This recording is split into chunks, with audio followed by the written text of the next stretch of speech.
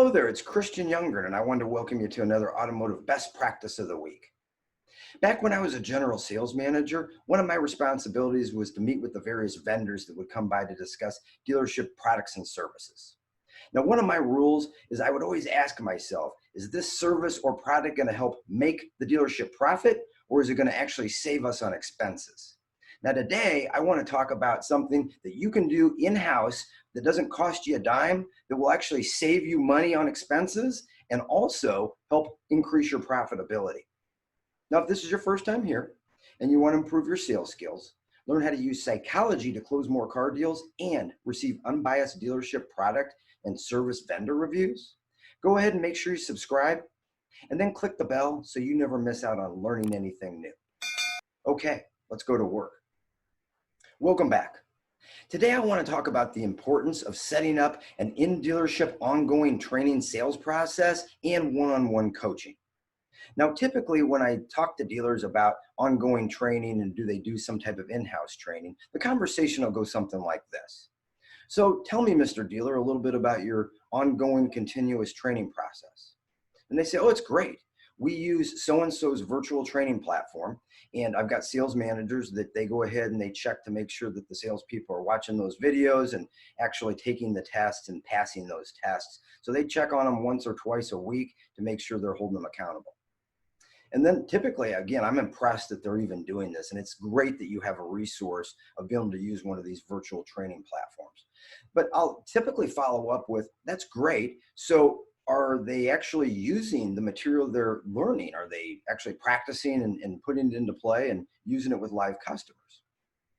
And they'll say, well, yeah, sure, I'd say so. And so then my follow-up would be, well, is there someone holding them accountable or someone practicing them doing role plays and one-on-ones and, again, practicing those sales situations? And again, that's typically where the conversation starts to trail off. And I'll hear things like, well, when my sales managers have time, they will do some role playing. Or I'll hear, well, we kind of leave that up to the salespeople to do on their own. Well, I'm here to tell you this. The discipline it takes to go ahead and try to learn some of these word tracks, concepts, and closes, to do that on your own, it takes a lot of work. I mean, it takes a special individual to go ahead and follow the training regimen that we go ahead and propose to memorize word tracks. It's hard work to practice a word track 10 times throughout the day, to go ahead and make an audio tape of yourself, to go ahead and make a video tape of yourself, and then practice those continually again for the prescribed amount of time that we ask them to do that. And quite frankly, if someone's not there holding them accountable, it just probably doesn't happen. It's one of the same reasons why many people hire a personal fitness trainer when they're wanting to get in shape. And that is that personal trainer, they've got the expertise, they've got the experience, and they've got the knowledge. However, one of the big things they do are hold the person accountable for working out. I mean, I've even heard of personal trainers who have people sign contracts that says they can wake them up at any time of the night, day or night, to go ahead and do the workouts if that's what they choose to do. So again, it's no shame in having somebody help you be a little bit more accountable. Please don't get me wrong. I think there's some fantastic automotive virtual training networks out there. And I also think they're well worth the money if someone at the dealership takes the lead role to make sure they're holding the salespeople accountable to learn the material. And the goal should be to use these with live guests someday. Now, someday it's never going to come unless we have an assigned person to be that personal fitness trainer that practices with the sales team and helps them get better. I'd like to give you 3 reasons why continuous training and one-on-one individual coaching is so important. Number 1, you already know, and that's accountability. Number 2, though, it's learning styles and learning paces. See, there's 3 different learning styles, and maybe you know, but we'll just review, and that's visual learners. Some people learn by seeing things and taking them in through the eyes. Then there's auditory learners. We use our ears, we hear things, and that helps us learn a little better. And then the last one is kinesthetically, and that's touchy-feely or actually hands-on approach. So again, everybody has different learning styles. Some people learn maybe better with 2 of the 3. Some people need all 3 to be able to have the concepts sink in. However, they're all extremely important. And the third point's retention. Now, when I say retention, I'm talking about 2 types of retention. One, of course, is retaining the information that the salespeople have learned during this training. So whether it's a word track, role play, a particular close, they have to practice those enough to where they can retain that information and again, use them with live guests. But the retention that actually costs dealerships a lot of money is employee retention. So in the automotive industry, there's around a 70% plus turnover rate. That's huge. And statistics out there say that a company loses 1.5 to 2 times the annual salary of an employee if they're not able to retain that employee. So that means in the car biz, if you've got a salesperson making about $50,000 a year, it costs you about $75,000 to $100,000 when you don't retain that employee. And then lastly, there's strong correlations between high profitable dealerships and a high correlation with retaining employees. So another reason why you want to retain them. And think about it. If you're a salesperson and you've got an experienced car person that's working with you one-on-one and they're taking individual time and interest in you as a salesperson, you're going to, one, be much better, but really good about that particular dealership because you're going to know they actually care. And please don't underestimate the value of having your salespeople know how much you care about their success. In fact, why take my word for it? Let's hear what some salespeople themselves have to say about one-on-one individual coaching and just training in general. If I didn't know these word tracks or at least have something to reference, I wouldn't really have the right words to say to overcome that objection.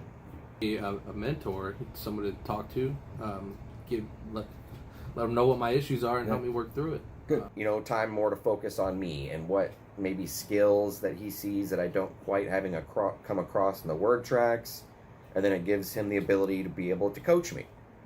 Doing these one-on-ones has actually given me more confidence in talking to the customer instead of, oh, there goes one, let's just see what they do. Really what it comes down to is practice.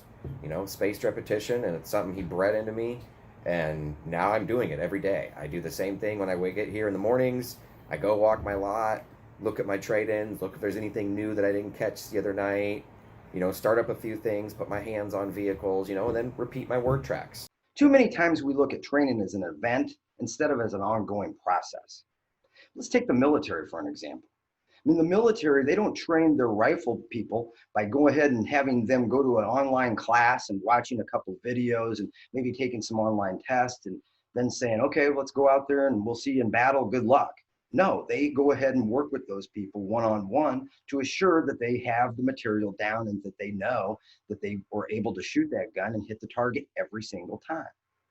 And don't we as dealerships kind of do this? We'll give them a 1-week training course on just an overview of the automotive business, maybe a little product knowledge, and then we'll send them out there and say, hey, good luck, let's see what you can do. And we know that that's one of the things that's leading to this high turnover with employees. So in conclusion, what I would like to tell you is this. I get it. Depending on how your dealership's structured, it's difficult with your managers tasked with so many different things. It's very, very hard for them to be able to find time to do continuous training. But you have to decide that it's going to be a priority. And if you decide it's a priority, as Tony Robbins likes to say, we get our musts in life. And if training becomes a must, then you'll go ahead and do that every single day. Now, I'm not telling you you need to hire myself or some type of a personal training coach to help you. However, if you do need something like that, obviously we're available. However, if you'd like to reach out to me, I'll go ahead and leave my contact information in the description. And then you can go ahead and reach out to me and I can talk to you about setting up your own dealership in-house one-on-one coaching program so you guys can do it yourself. Well, there you have it. While continuous training and one-on-one individual coaching is so important to your store.